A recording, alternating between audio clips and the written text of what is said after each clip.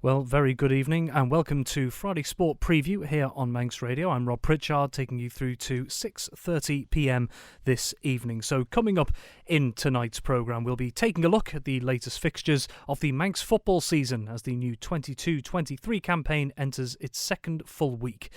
And after a night to forget for FC Isle of Man in midweek, the Ravens will be looking to provide a big response when they welcome Prestwich Heys to the Bowl tomorrow night in the NWCFL Premier Division. In rugby, Douglas, they'll be hunting for their first points of the new season, and Vagabonds begin their latest campaign with a tough test off-island. Whilst domestically, there are two intra-club derbies to look forward to on Saturday. And in hockey, the mixed league season enters its second week, and we'll look at what's in store there. Well, that is all to come this evening. We'll turn straight to Manx football, and we'll bring him straight in now. Tony Mepham joins me once again, as ever. Tony, very good evening to you. Good evening to you, Rob. Now, before we get into the fixtures, obviously, there are going to be marks of respect paid across football and other sports this weekend following the sad passing of Her Majesty, Queen Elizabeth II. So, before we take a look at the fixtures in a bit more detail, could you just explain from a footballing side of things what will be observed this weekend? Yeah, my understanding is that all the fixtures right the way through will have a minute's silence, and rightly so too, because I know one or two people said, why did you postpone the games last week? It was really a directive from the English FA, and we followed suit because our president is Prince William, if you like, and our patron was the Queen. So it was only right that we do it, and somewhere along the line we've got to show our respects, and that'll be done tomorrow on field, and last week it was more off field because it had happened so soon. Absolutely. Well, let's take a look then at some of the fixtures that are taking place this weekend. And, well, before we get to tomorrow, we do have the Friday night football. It's returning. We have one game in Canada Life Combi 1 this evening, 7 o'clock kickoff, and that's St John's, and they take on Douglas Royal. Yeah, I think I'm looking out the window here, Rob, and the first half will be played in brilliant sunshine and nice and light, but it does come in the darkness quite quickly, and the lights will be on right from the start, and second half will be played in the darkness, but certainly combination 1, Douglas Royal got one or two sort of season campaigners in there, but St John's, you got to remember, were combination 2 champions last year, so they'll be pretty strong. You can see by the first team the way it's going, players have filtered through, a lot of good young players in that St John's team, and I think tonight when we get the score through about 8:30, 8:45, I think it'll be St John's that'll take the victory. Very well, let's take a look at the weekend then, moving to Saturday. Games kicking off at 2:30pm with a couple of exceptions, which we will get to. Let's start then with the Canada Life Men's Premier League, and there are 6 games down for Saturday. Yeah, and Uni Mills played on Monday. Well done to St John's and Uni Mills for getting that game in. They lost the fixture on Saturday, and they couldn't do it Tuesday, Wednesday. People got work commitments, but they found availability on the Monday. Just shows you that floodlights are worth having, Rob, if you've got fixtures outstanding. And Uni Mills put a good battle in, but St John's was just too strong for them, and Andrew Chadwick was on fire, hat-trick for him. But against Rush will be licking their wounds from a couple of weeks ago, where they got sort of beaten. Uni Mills pitch, it's a good pitch this time of year, and I think it'll make for a good game of football. Pleasant surprise when I watched Uni Mills pre-season. Got quality in there, good young players, but Russian's experience I think will get them the victory. Royal against St John's. St John's absolutely flying. Top of the league, played 2-1-2, and I expect them to beat Royal. Onken against Douglas High School Old Boys. 3:30 kick-off because the stadium at Onken is still not available, but be a close battle. But I just think with Old Boys missing 1 or 2 players, Onken could get their first victory in the top flight this season. Corinthians against Laxey. Corinthians have got players back in. This is going to be the game, I think, of the weekend. And we're going to cover this one live for Manx Radio tomorrow afternoon. So I'm going to go for Corinthians just to sneak it. Ramsey against St George's. St George's missing all sorts of players. And to get the fixture on tomorrow, they've had to make some signings. So I think they'll be a little bit weaker. Unknown to each other how they play, so I'm going to go for Ramsey to win. And Ayr against Peel, I think Rhys Oates is away on holiday, so I just think that Ayr United have got an opportunity here, but I think it's got draw written all over it. Very well. Well, let's take a look. We've got 4 games then in the DPS Limited Division 2. Douglas and District against Michael. Michael, great pre-season, so if they can continue that form, then against D&D, they might be able to sneak something, but I think D&D will have their own plans because they've had a good start to the season, so let's go for Douglas and District just to win it. Jim's against Douglas Athletic, a little bit difficult. They've only played some teams haven't played any. So I'm going to go for Jim's just to take that. Braddon against Castletown. Castletown, in many people's eyes, with St Mary's, are the favourites to take the DPS Limited Division 2. So I'm going to go for Castletown to beat Braddon. And Governors Athletic against Colby. Colby, great to see them back with two teams in the league. And I'm going to go for Colby to take victory. Very well, let's move on to the combination divisions then, and I do believe we have 4 games down in Canada Life Combi 1. Yeah, it's always a bit of a needle in a haystack, this job, but start the season just till you suss out where they are. But Rushen are usually one of the stronger teams in this league, so I have to go for them. But again, I watch Union Mills pre-season, and a lot of good young players coming through, so you've just got to let them develop. Douglas High School Old Boys against Onken. I know Old Boys have been struggling to get a team together, but they should be fine, so I'll go for Onken just to pip that. Laxey against Corinthians. I'm going to go for Laxey with just a narrow victory against Corinthians, and Peel against I think Peel are the other team that are going to be battling with Rushen at the top of the table, so I'm going to go for Peel to win. And last but certainly not least, on Saturday, we have 5 games down for the DPS Limited Combi 2. Yeah, and there's always good battle going on in Combi 2 each season over the last couple of years. And Michael against Douglas and District, go for Michael to win. Castletown against Braddon, good young team. Braddon now starting to bring players through, but I think Town will have the experience. Castletown to take victory. Colby against Foxdale. I know Colby again have got some good young players in there. Watched a little bit of the under-18s game on Wednesday, and going to go for Foxdale to win. St Mary's against Maloo. Maloo had a good victory, didn't they, in the first week and scored a few goals. But I think St Mary's might just be able to take it, if not a draw. And Port-e-Chee against Ramsey Youth Centre and Old Boys. I'm going to go for Ramsey Youth Centre and Old Boys. Okay, let's move into Sunday then. We'll start off with the Canada Life Women's League, kicking off at 2 p.m. We have 2 games down for tomorrow. There was originally 3, I believe. Yeah, we've lost a game. Castletown didn't have enough players. They've got some something on, I don't know what it is, but Maloo against Onken.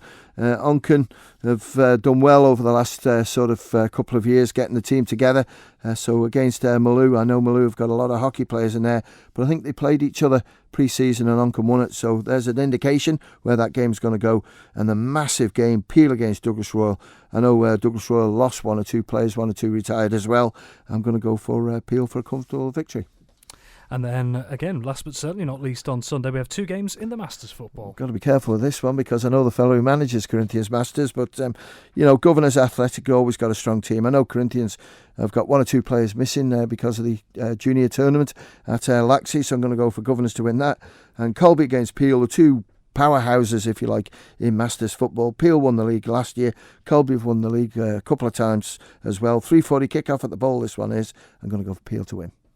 Well, that's your roundup, as ever. Comprehensive from Tony Mepham there on the Manx fixtures taking place. Well, FC Isle of Man, they'll be hoping for a positive response to defeat in midweek when they face Prestwich Heys at the Bowl tomorrow night. Saturday's latest NWCFL Premier Division clash comes after the Ravens went down 4-0 away from home to fellow promoted side Bury AFC on Tuesday evening. Going into this weekend, the Manx side sit 14th out of 22 sides in the league standings after 9 games. The Ravens have one win in their last 6, and that came back on the 23rd of August in a 1-0 victory away to Padiham. Meanwhile, Prestwich Heys currently lie 10th in the league table. They're 2 points ahead of FC Isle of Man, but crucially have played 2 league games less so far. And the Greater Manchester side, they'll be looking to avenge back-to-back defeats in their last 2 outings, which were a 2-0 defeat away to high-flying AFC Liverpool. That was on the 3rd of August, and a 2-1 home loss against Kendal Town. SC Isle of Man versus Prestwich Heys takes place at the Bowl this Saturday, kicking off at 6 p.m. We at Manx Radio will have you covered.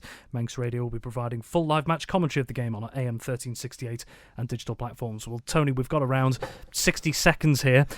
I did watch the FC Isle of Man game against Bury on the live stream on Tuesday night, and I watched assistant manager Lee Dixon's interview afterwards, and he certainly didn't hold back. And to quote some of his words, the first half mentality from the first whistle was a disgrace.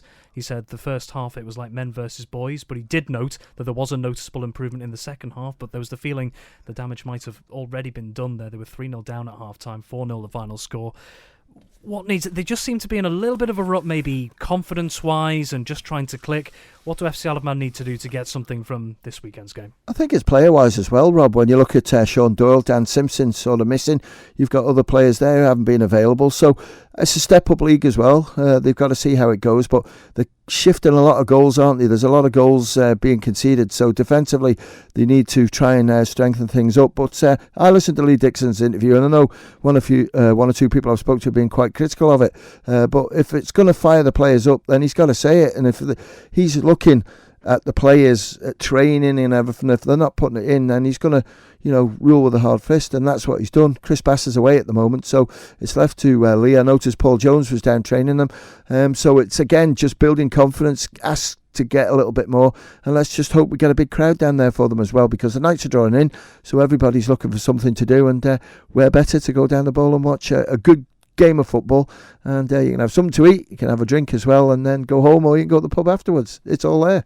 Absolutely, and just on the flip side, just to counter that, there were some negative points from that game, but Lee Dixon was very quick to point out praise for certain players in the way that they adapted to the challenge of the game. One in particular, he mentioned young Tiernan Garvey. Huge game for such a young player to come into, but Lee Dixon described him in his words as arguably the shining light on what was a difficult performance. Furo Davies, he mentioned, put himself about well up front, maybe just didn't quite get the service or support he was looking for, and Alex Maitland was picked out as well. So there are certainly positives coming from these games. It's just getting them to click together, because sometimes a couple of good results can make all the difference. And it's worth pointing out as well, if you look at the points in the table, there's certainly no panic going on at the moment. Oh, there's no panic going on, but when you look at that top of the table, it's really strong. And you look at FC Isle of Man's fixtures running at the end of the season, they're all the big boys, aren't they? So it's going to be difficult for them. But, they don't want it to be easy. Last year wasn't easy, but they just had that little bit of luck. This season, they don't seem to have had that. And, the players have got to sort of step up. I know, speaking to Alex Maitland, I think it was a couple of games ago, and he played, and the guy who was marking, he said, I couldn't get near him. He was just so good. So this is what they want. This will improve them, and hopefully they'll get a good result tomorrow night. Plenty of lessons to learn. I'm sure Ravens fans will be hoping for a result tomorrow night. Well, Tony, thank you very much as ever. Okay, we now move on to the Manx rugby season, which is now very much underway with both UK and domestic competitions now up and running. Douglas are on the hunt for their first points of the season in the regional North 2 West. Meanwhile, Vagabonds are heading off Ireland to get their season in the Counties 3 ADM Lancs Cheshire League, with what looks to be a daunting test in front of them to start their campaign. And domestically, games are taking place in the north and south of the island. Dave Christian has been taking a look at what's to come. Thing to go to, I think, is Douglas. They've played 2, lost 2. This week they go away to Rochdale. Rochdale have got a slightly more checkered record, I guess is the best way to describe it. They were promoted from Northwest 2 last season, but they've got some points on the board already. They beat Bowden in week 1. They lost to Broughton Park last week, but still claimed 2 bonus points for a Rammet. So they're actually up into 5th place, if my memory serves me correctly. And they could be a challenging set of opponents for Douglas. No team news from Port-e-Chee yet, but there were no injury reports from last week, other than prop forward Simon Hodgenott, who picked up a hamstring injury in week 1. He didn't play last week. There's no suggestion that I've seen anyway on the wires that Simon's going to return this week. So it looks like Owen Carvin and Rob Todd will be doing the big shift up front. But aside from that, Douglas look to be, they're strong, they're mobile in the back line, as I say, week in, week out, with my fingers crossed and my toes crossed and everything else crossed. Hard pitches at the start of the season should suit the Douglas back line. The big challenge for them is winning enough ball in the forwards. I'm not sure whether they're going to be able to do that against Rochdale. It's a team that's been off my radar for a few seasons, but fingers crossed, they should be able to pick up something over there at Rochdale. Vagabonds, on the other hand, they opened their league campaign away at Bury. Now, Bury, a team that, I've been making Cheshire Bowl arrangements for Ramsey over the last couple of weeks, and inevitably when you're talking to a fixtures secretary, they mention the Isle of Man rugby scene and they ask about Douglas and Vagabonds. And when I say Vagabonds having an opening game against Bury, the reaction has typically been the same. Oh dear, that's not going to go well. Bury are one of the fancy teams, I think, in this league, at least on paper, because, and there's a big but, no games have been played yet. So I know that the UK grapevine is what it is, but to suggest that Bury might be the possible league winners when nobody's thrown a ball or kicked a ball yet is perhaps a little bit hasty. But nonetheless, Vagabonds go to Bury. It may be a daunting game for them, but they are pretty much at full strength. Interesting, when their team was announced, Ross Pullman comes into the back row. Now, Ross has been out for a couple of seasons with a knee problem, so Ross Pullman stepping back up to the plate. And also we see Chris Kay and Mitch Wells, who weren't regulars in the last couple of seasons. They're coming and stepping up to the plate as well. So they've they've got those experienced players. They've got a good crop of youngsters as well. Cole Donnelly at scrum half, Will Taylor at standoff, and Cal Donnell and Cam Finley in the centres. There's plenty of young talent there, and Vagabonds should be able to make a good go of it. But at least if what the UK grapevine's telling me, I think Bury might be a bit too strong for them. Domestically, just 2 games. They're in the Ravenscroft Manx Shield, and they're the 2 intra-club games. So we've got Southern Nomads Greens versus Southern Nomads Whites, and Ramsey Reds versus Ramsey Blues. The guys have just gone with shirt colour for the titles. There's nothing mysterious about why they're called Reds and Blues, or Whites and Greens for that matter. All games kick off at 2:15 down at Ballakillia and at the Mirrock Park in Ramsey. The games are quite significant because both sides have Cheshire Bowl matches coming up. Ramsey have got a friendly next week against Caldy, and then the week after that, Southern Nomads play Ramsey at the Mirrock Park in the Cheshire Bowl, and then the week after that, Nomads are away at Ellesmere Port and Ramsey are away at Hoylake. So these games today are selection matches, and will allow those players on the fringes of a first-team squad to be able to stick their hands up. At Ramsey, there are plenty of those. Ivo Murray's come in, a new youngster. We've seen Braden Roach last week pick up 2 tries in the game at the Mirrock Park. So Ramsey do have some youngsters coming through who weren't on the radar last season. And similarly, Southern Nomads have got a mixture. The players that have caught the eye so far, we got Ori Watterson as usual. Ori's always going to be there and thereabouts. Was Player of the Year down there at Southern Nomads last season. And of course, Alex Long with the boot. He's been kicking his goals. And again, you look up at Ramsey and Brandon Atchison has been back onto top try scoring form from last season and the season before that. So everybody who's expected to do well appears to be doing well. Couple of youngsters coming through on the fringes. It's just what everybody wants to see. And those games, as I say, both of those games kick off at 2:15. Douglas is away at 1:30, but that is away at Rochdale. And Vagabonds kickoff will be 2:45 away at Bury. And those kickoff times dictated largely by their travelling arrangements. But domestically in the local league, everything away at 2:15. And the games are at Ballakillia Park down in Port Erin and the Mirrock Park up in Ramsey. Manx Radio Sport.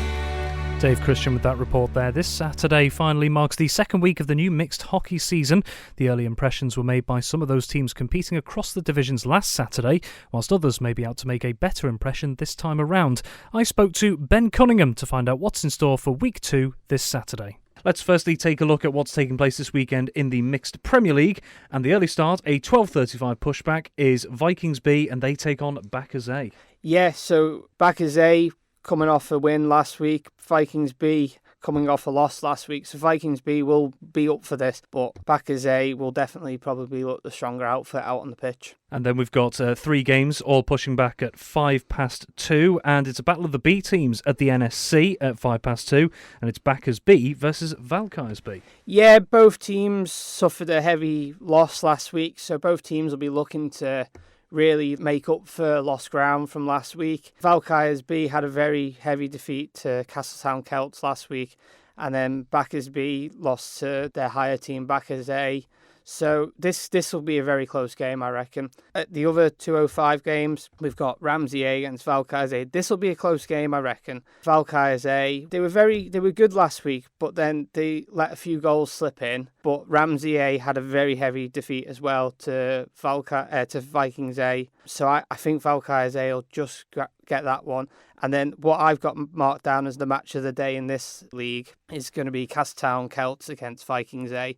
Both teams had a really strong start last weekend, both winning very comfortably. So I think it'll be very close, this game, and it'll be interesting to see who comes out on top. Let's have a look at Mixed Division 1 then, and we have 3 games in that division this weekend. Yep, so the first game in this division is at 11:05, and it's at the NSC, and it's Vikings C against Harlequins A. Harlequins A narrowly lost out last week to Valkyries C 3-2, but then Vikings C drew 1-1 with Castletown Southerners last week, so it'll be a close game this, but I think Harlequins will just get it on the edge. And then at 12:35 at Castle Rushen, we've got Castletown Southerners, and they take on Backers C.